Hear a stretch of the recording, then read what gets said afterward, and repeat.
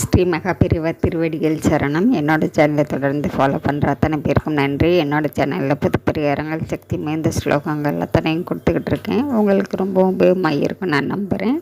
இந்த பதிவில் நாம் பார்க்க போகிறது, உங்களுடைய வாழ்க்கையில் நீங்கள் இழந்தது எதுவாக இருந்தாலும் சரிங்க, எப்படியாப்பட்ட பொருளாக இருந்தாலும் சரி, இல்லை உங்கள் வாழ்க்கையை இழந்துட்டு நீங்கள் நெருக்கதியாக நிற்கிறீங்க அப்படின்னாலும் சரிங்க, எதுவாக இருந்தாலும் சரிங்க, நீங்கள் உங்களுக்கு மறுபடியும் நான் இழந்தது அத்தனையும் திரும்ப கிடைக்கணும், நான் 4 பேருக்கு முன்னாடி கௌரவமாக வாழணும், சந்தோஷமாக இருக்கணும், அதனால் நீங்கள் இழந்தது எனக்கு மறுபடியும் கிடைக்கணும் அப்படின்னு சொல்லி மனசார வேண்டிட்டு இந்த பதிவில் கொடுத்துருக்கக்கூடிய இந்த மந்திரத்தை இன்றைக்கி இரவுக்குள்ளே கண்டிப்பாங்க ஒரு 11 தடவையாவது சொல்லுங்கள். உங்கள் வீட்டுக்கு பக்கத்தில் கோவில்களில் சொர்ண பைரவர் ஆலயம் இருந்தது அப்படின்னாக்கா நீங்கள் அந்த கோவிலுக்கு போய் அங்கேயே உட்காந்து இந்த மந்திரத்தை சொல்லலாங்க.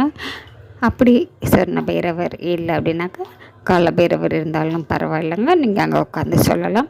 இல்லை எனக்கு கோவிலுக்கு போகவே நேரம் இல்லை, ஏன்னா நான் வயதான காலத்தில் இருக்கேன், இல்லை நோய் நொடிகளால் இருக்கிறேன், இந்த மாதிரி ஏதாவது காரணம், வேலைக்கு போகிற காரணம், இப்படி ஏதாவது காரணங்கள் இருந்ததுன்னா உங்கள் வீட்டிலையே நீங்கள் உட்காந்து இந்த மந்திரத்தை பைரவரை மனதார வேண்டிக்கிட்டு இந்த மந்திரத்தை சொல்லுங்கள். முழு நம்பிக்கையோடு இந்த மந்திரத்தை சொல்லி பாருங்கள். கண்டிப்பாங்க நீங்கள் அடுத்த அஷ்டமிக்குள்ளே உங்களுக்கு நீங்கள் வேண்டுதல் என்ன நினச்சி வச்சிங்களோ அது கண்டிப்பாக நடக்கும். மனசு உறுதியோடு நம்பிக்கையோடு இந்த மந்திரத்தை சொல்லி காலபைரவரை நீங்கள் வணங்கலாம். நன்றி. நம்ம அடுத்த பதிவில் பார்க்கலாம்.